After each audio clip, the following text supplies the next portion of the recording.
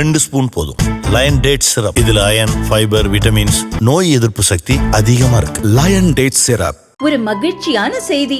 இதயம் நலனையின் விலை லிட்டருக்கு ரூபாய் 105 குறைஞ்சிருக்கு. செப்டம்பர் 2023ல 1 லிட்டர் இதயம் நலனையின் அதிகபட்ச விலை ரூபாய் 503. ஆனா இப்ப 1 லிட்டர் இதயம் நலனையின் விலை ரூபாய் 398 மட்டும்தான் தமிழ்நாட்டுல.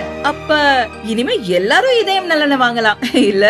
உக்ரைன் ரஷ்யா போர் நிறுத்தம் தொடர்பாக வெள்ளை மாளிகையில் நடந்த பேச்சுவார்த்தையின் போது அமெரிக்க அதிபர் டிரம்ப், உக்ரைன் அதிபர் ஜெலன்ஸ்கி இடையே மிகப்பெரிய மோதல் வெடித்தது.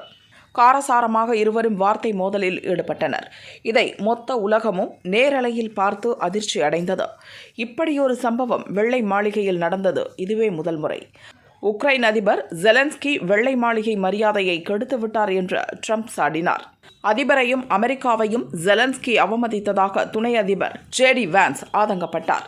உலக அரசியல் களத்தையே அதிர வைத்த இந்த சம்பவத்துக்கு பிறகு ட்ரம்ப் கட்சியைச் சேர்ந்த பலரும் ஜெலன்ஸ்கியை வசைபாடினர். குறிப்பாக குடியரசுக் கட்சி எம்பியும் ட்ரம்ப் நண்பருமான லின்சே கிரஹாம் ட்ரம்பை சந்திக்கும் முன்பு தான் ஜெலன்ஸ்கியை எச்சரித்ததாக சொன்னார். பேச்சுவார்த்தையின் போது மீடியாவோ அல்லது வேறு யாரோ உங்களை தூண்டி விடுவார்கள். அந்த நேரத்தில் அமைதியாக இருந்து விடுங்கள்.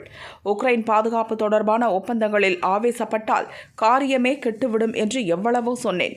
ஜெலன்ஸ்கி கேட்கவில்லை என்று லின்சே சொன்னது பரபரப்பை ஏற்படுத்தியது.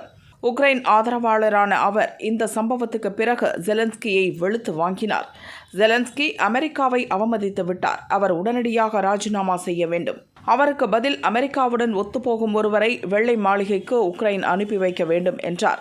அமெரிக்காவின் சபாநாயகர் மைக் ஜான்சனும் இதே கருத்தை சொன்னார். ஜெலன்ஸ்கியால் வெள்ளை மாளிகை கௌரவம் போய்விட்டது.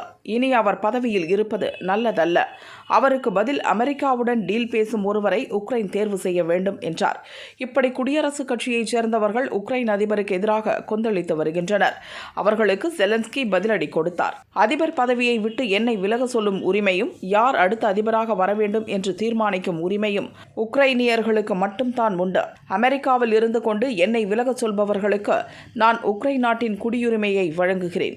அவர்கள் உக்ரைன் குடிமகன்களாகி விடுவார்கள். பின்னர் அவர்கள் சொல்லும் வார்த்தைகளுக்கு மதிப்பு உண்டு.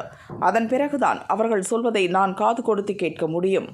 மாறாக லின்சே கிரஹாமின் வீட்டிலிருந்து உக்ரைன் அதிபர் தேர்வு செய்யப்பட மாட்டார்.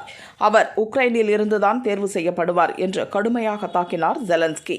அடுத்தடுத்து அமெரிக்காவுக்கு எதிராக தொடரும் உக்ரைன் அதிபர் ஜெலன்ஸ்கியின் செயல்பாடு உலக அரசியல் களத்தை தீப்பிடிக்க வைத்துள்ளது.